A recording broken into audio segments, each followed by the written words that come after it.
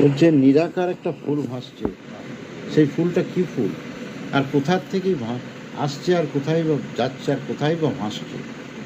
নৈরাকারে ভাসছে রে এক ফুল, সেই ফুলটা আবার কি, কোথায় তার আদি, কোথায় সৃষ্টি, আর কোথায় তার মূলটা, গোড়াটা কোথায়, আর ডগটাই বা কোথায়, কোথায় আদি কোথায় মূল। নৈরাকারে ভাসছে রে এক ফুল। ব্রহ্মা বিষ্ণু মহেশ্বরের হয় সে মাতৃকুল। ব্রহ্মা বিষ্ণু মহেশ্বরেরও সে মা।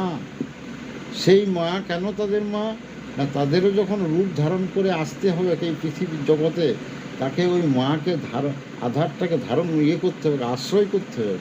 মাকে আশ্রয় না করলে ব্রহ্মাও আসতে লাগবে, বিষ্ণু আসতে লাগবে, মহেশ্বরও আসতে লাগবে। তো তাহলে মায়ের আশ্রয় করলেই, মা আশ্রয় করলেই ওই নৈরাকার মাকে তখন সে আধার পাবে, আধার পেয়ে সে রূপ ধারণ করতে পারবে।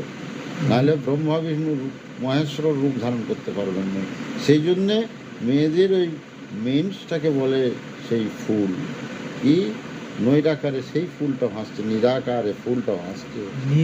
নির্মাণে আকার, নির্মাণে জল, জলের আকার।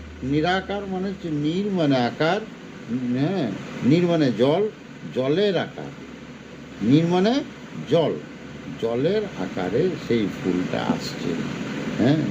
তাহলে সেই ফুলটা কত মূল্য, তার কোথায় আদি কোথায় মূল কেউ জানে না, কিভাবে আসে কেউ জানে না, কেউ বুঝতে পারে না।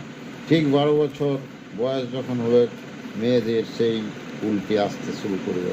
আর সেই সময়ে 12 বছর বয়স থেকে মোটামুটি 47-48 পর্যন্ত তখন সন্তান জন্ম হবার, মানে যদি কেউ বীজ বপন করে তখন সন্তান জন্ম হবে, তাতে সন্তান আসবে।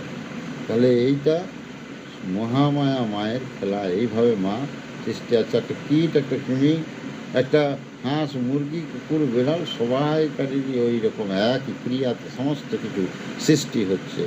সেটাই মহামায়া মায়ের খেলা, সবই সেই মা।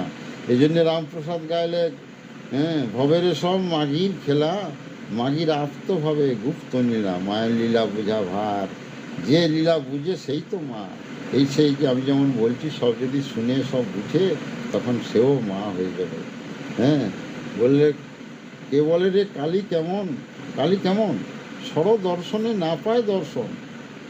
6টা দর্শন, যে দর্শন, সে দর্শনেও তাকে পাওয়া যায় না দেখতে। সে বলছে কি, দর্শনে না পায় দর্শন। কে বলে রে কালী কেমন।